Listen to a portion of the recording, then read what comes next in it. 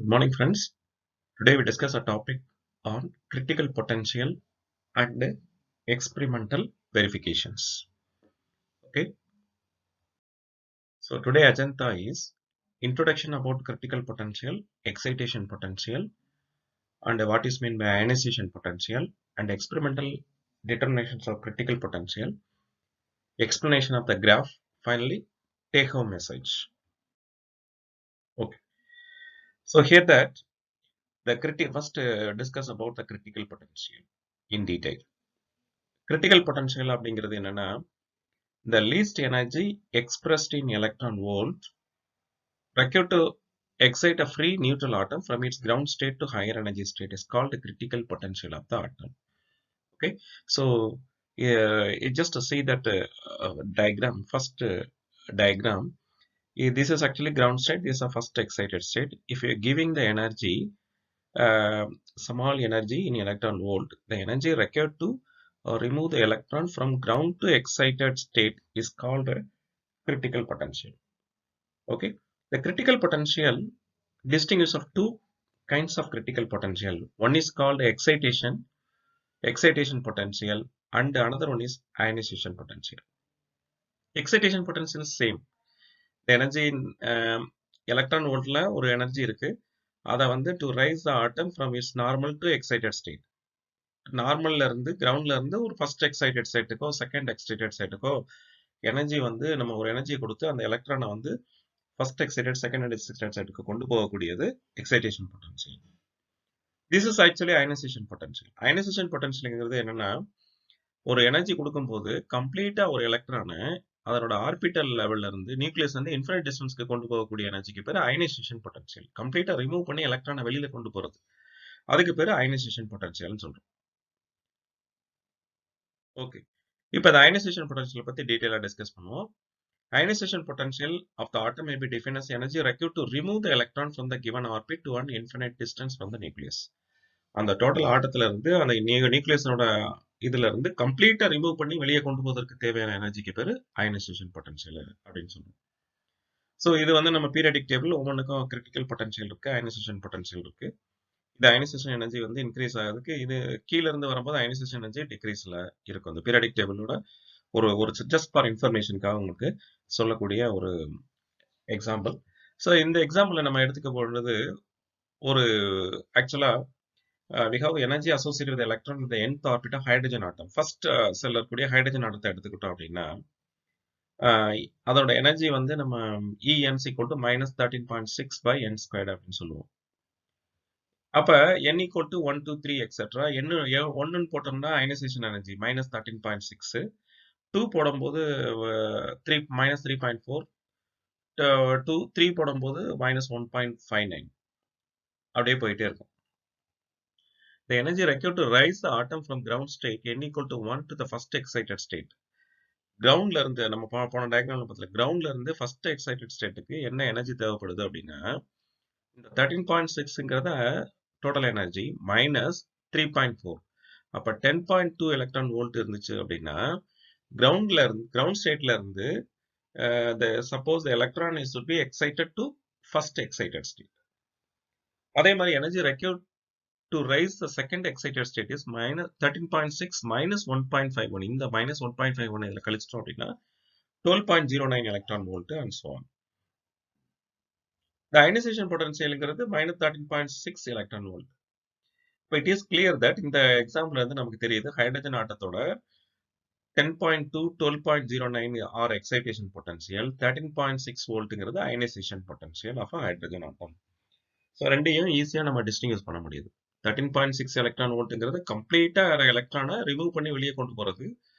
10.2 12.09ங்கிறது first and excited ஸ்டேட்டுக்கு தேவையான அந்த எலக்ட்ரானை ஜம்ப் பண்ணி மேலே கொண்டு போகக்கூடிய energy. Okay, that is the difference between excitation potential and ionization potential. Okay, so let us experimental determination of critical potential. Let us verify it. We need some experimental setup. That way, Frank and Hertz arrangement is helpful to know about the critical potential. Okay, critical potential na enna அப்படிங்கறத பத்தி ஒரு experimental நம்ம verify பண்றதுக்காக உள்ள experiments. இந்த டியூப்ல வந்து நம்ம அந்த ஒரு gas is filled under the mercury vapor is filled in a glass tube T of pressure at a pressure of 1 millimeter of Hg. Particular ப்ரெஷர்ல ஒரு மெர்க்குரி வேப்பரை வந்து இந்த டியூப்ல டீங்கிற டியூப்ல நம்ம ஃபில் பண்ணிக்கிறோம். Electrons are produced by the heating filament of the low tension battery. ஒரு heating ஃபிலமெண்ட்ல low tension battery வச்சு use பண்ணோம்னா electron ஃபிலமெண்ட்ல இருந்து எலக்ட்ரான்ஸ் வந்து வரும். இந்த எலக்ட்ரானை வந்து ஆக்சிலரேட் பண்ணதுக்காக ஒரு ஹையர் பொட்டன்ஷியல் கொடுக்குறோம். இது ஆக்சுவலா potentiometer arrangements. Higher potential will be given between the F filament F to grid G. இந்த கிரிட் வந்து பெர்ஃபோரேட்டட் கிரிட். அந்த பெர்ஃபோரேட்டட் கிரிட்டுக்கு வந்து நெகட்டிவ் பொட்டன்ஷியல் கொடுக்குறோம், இங்க பாசிட்டிவ் பொட்டன்ஷியல் கொடுக்குறோம். Because it should be activating the electrons to the mercury vapour. Okay, இந்த இடத்துல ஒரு நெகட்டிவ் பொட்டன்ஷியல் கொடுக்குறோம். பிளேட் P ல வந்துட்டு just giving the negative potential. V prime is given as a 0.5 volt and G ல வந்து positive கொடுத்துறோம். இதோட V prime ஓட நெகட்டிவ் வந்து Pங்கிற பிளேட்ல கொடுக்குறோம். ஆனா அதை மெயின்டைன் பண்ணக்கூடிய வோல்டேஜ் வந்து 0.5 volt with respect to G. Thus, only those electrons from G can go through P have the kinetic energy greater than the potential difference. அதாவது இந்த பொட்டன்ஷியல் டிஃபரன்ஸ்க்கு இடையில இது ரெண்டுக்கு மெயின்டைன் பண்ணக்கூடிய பொட்டன்ஷியல் டிஃபரன்ஸ் 0.5 வோல்ட். இந்த 0.5 வோல்ட்டுக்கு மேல கூடிய பொட்டன்ஷியல் மட்டும்தான் இந்த பிளேட்டுக்கு இடையில ரீச் ஆகும். இந்த milli ammeter measure the plate current. Plate கரண்ட்டை மெஷர் பண்றதுக்கு மில்லி அம்மீட்டர் இந்த இடத்துல நம்ம ஃபிக்ஸ் பண்ணியிருக்கிறோம். ஓகே, அப்ப keeping V prime is constant, V is gradually increases for small steps from 0 upwards. A plot of collector current against accelerating potential V is shown in figure 1.5. On the graph, from this graph, we see that there is no collector current for V less than equal to 0.5 volt. ஏன்னா 0.5 volt வரைக்கும் அந்த இடத்துல potential இருக்கு. அதனால 0.5 volt வரைக்கும் எந்த potential நமக்கு வராது. Above this, the collector current வந்து increases continuously. அங்க collector current increase ஆயிட்டு இருக்கும். When the accelerating potential reaches the value of 4.9 volt, the current suddenly tips minimum. 4.9 volt reach ஆனோடனே திரும்ப என்ன ஆகுது, suddenly abruptly decreases the total current. current வந்து குறையுது. ஆனா again the potential difference gradually increases to 4.9 volt. திரும்ப வந்து அந்த 4.9 volt இன்டர்வல்ல திரும்ப வந்து increase ஆகுது. The current gradually increases till the another minimum. Similarly, the significant decrease in the collector current occurs at each time accelerating potentials increase by approximately 5 volt. அப்போ ஒவ்வொரு 5 volt increase பண்ண ஒரு மினிமம் வந்துட்டு திரும்ப increase ஆகுது. இது வந்து மாறி மாறி நம்ம இந்த கிராஃப்ல நடந்துட்டு இருக்கு. இந்த கிராஃப் வந்து பின்னாடி இந்த அடுத்து வரக்கூடிய ஸ்லைட்ல பார்க்குறோம். அந்த கிராஃபை பத்தி நம்ம லைட்டா எக்ஸ்பிளைன் பண்ணோம்னா, consider the case of beam of slow electrons travelling through the mercury vapour. அந்த மெர்க்குரி வேப்பர்ல என்ன ஆகுதுன்னா, அந்த பீம் வந்து உள்ளுக்குள்ள வந்து மெர்க்குரி வேப்பர் இருக்கு, அதுல வந்து எலக்ட்ரான்ஸ் வந்து டிராவல் பண்ணிட்டு இருக்கு at a low pressure. If the electrons suppose no energy loss due to collision with the atoms of the gas, they will reach the collector plate. எந்த ஒரு இது இல்லாம no collision between the gas molecule and the electron, it will reach the collector plate. On increasing the accelerating potential, கூட்டும் போது the collector current also increase. As B reaches a value critical potential 4.9 volt, on electron occur 4.9 electron volt of energy on reaching G. இப்போ 4.9 volt நம்ம increase பண்ணக்கூடிய பொட்டன்ஷியலை கூட்டும் போது 4.9 electron volt வந்து of energy and reaching G வந்து reach ஆகும்போது 4.9 electron volt அந்த particular எலக்ட்ரானுக்கு அக்கர்ட் ஆகுது. அப்போ அந்த electron loses all of his energy. அந்த எலக்ட்ரான் என்ன ஆகுதுன்னா occurs loss of his energy due to inelastic collision with mercury atom. அப்போ ஒவ்வொரு ஆட்டத்தோட மெர்க்குரி ஆட்டத்தோட இன்எலாஸ்டிக் கொலிஷன் பண்ணுது. இன்எலாஸ்டிக் கொலிஷன்னா ரெண்டு ஒண்ணுக்கு ஒன்று கொலைட் ஆகுது. கொலைட் ஆகும்போது the electron is left. Automatic electron வந்து எதுவுமே இல்லாம வெளியில எனர்ஜியை பூரா லூஸ் பண்ணிடுது with low energy to reach P. அப்ப எனர்ஜியை ரீச் பண்ணிட்டு எனர்ஜியை ஃபுல்லா அந்த எலக்ட்ரானை வந்து இன்எலாஸ்டிக் கொலிஷன் பண்ணிட்டு அதை பிங்கிற பாயிண்ட்டை ரீச் பண்ணும்போது கம்ப்ளீட்டா எனர்ஜி வந்து லாஸ் ஆயிருது. அப்ப கான்ஸ்குவென்ட்லி the collector current drops abruptly. இப்ப அதனால ரிசல்டன்ட் கரண்ட் வந்து கண்டிப்பா என்ன செய்யும், குறையும்.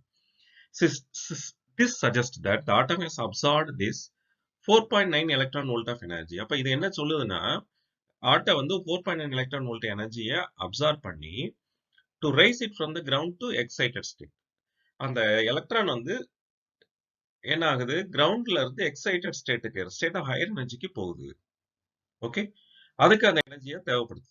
இப்போ இந்த டயக்ராம்ல சொல்றோம், இந்த 0.5 வோல்ட் வரைக்கும் எந்த ரீச் இல்லை, அப்படியே இன்க்ரீஸ் எலக்ட்ரான் ஆக்சிலேட்டிங் பொட்டன்ஷியலை கூட்டிகிட்டே இருக்கும்போது it will rise, increases, at a suddenly drops at 4.9 volt. It automatically increases to other அப்படியே வோல்டேஜை கூட்டும் போது இன்னும் இன்க்ரீஸ் ஆகிட்டே இருக்கு. திரும்ப 4.9 வோல்ட் 9.8 வோல்ட் வரும்போது டிக்ரீஸ் ஆகுது. அப்ப இந்த இடத்துல வந்து there is an inelastic collision between the mercury atom and the electrons and the particular accelerating potential. இது வந்து அடுத்த ரெண்டு எலக்ட்ரான் 4.9.8ங்கிறது இந்த there will be a two atom interacting with the particular accelerating potential. அதனால அப்ரூவ்டா சேஞ்ச் ஆயிட்டே இருக்கு. The 4.9 volt of energy is gaining the atom to raise the atom from ground to excited state. Automatically the electron will lose that energy and reach the point P, and it will be abruptly the accelerating potential is going to zero. Collector current value is lies not zero, it come to lower value. ஏன் zero ஆகல? The current tipping a minimum 4.9 volt does not reach the zero because statistically some electrons may succeed in reaching the collector plate. அதோட ஒரு சில electrons வந்து அந்த energy இருக்கறனால collector பிளேட்டை சக்சீடா reach ஆகுது, avoiding the inelastic collision with mercury atom. Such electrons record a minimum current on the plate. அப்ப ஒரு சில எலக்ட்ரான்ஸ் வந்து அதுல இருந்து தப்பிச்சு கலெக்டர் பிளேட்டை ரீச் ஆகும். அப்ப வந்து inelastic collision அவாய்ட் பண்ணிட்டு போகும். அதனால என்ன ஆகுது, ஒரு மினிமம் கரண்ட் அதுல இருக்கு. Then V further increases, the electrons start reaching P after inelastic collision. They left the energy on again increases. For 9.8 volt, the current again tips the second minimum.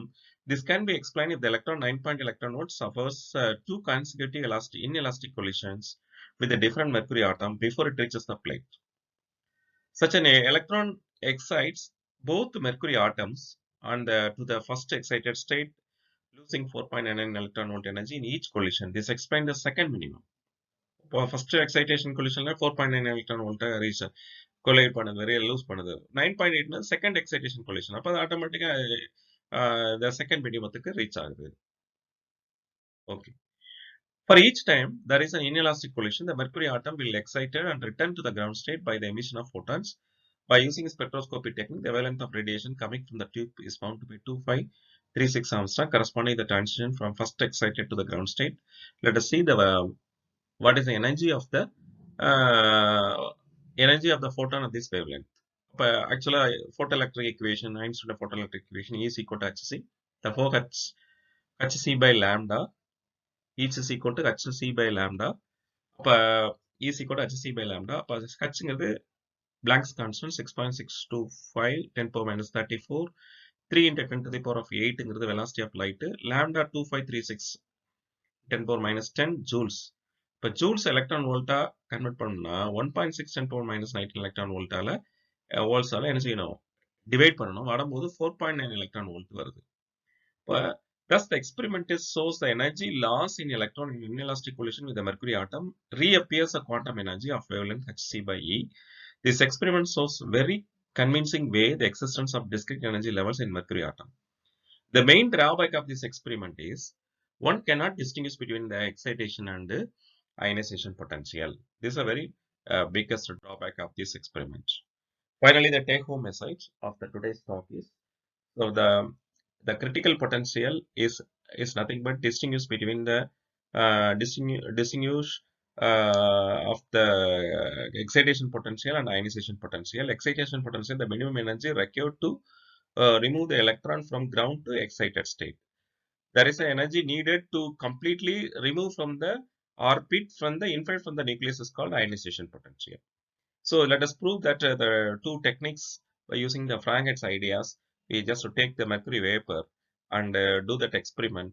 There will be a only there is a minimum potential will be maintained at a point photoplate P and between the grid and the photograph plate P. F is to be accelerating potential. This is accelerated by the voltage is 60 volt. Automatically there will be a minimum of 4.9 volt to 9.8 volt of energy will be draw a minimum because of the inelastic collision between the atom and the electrons.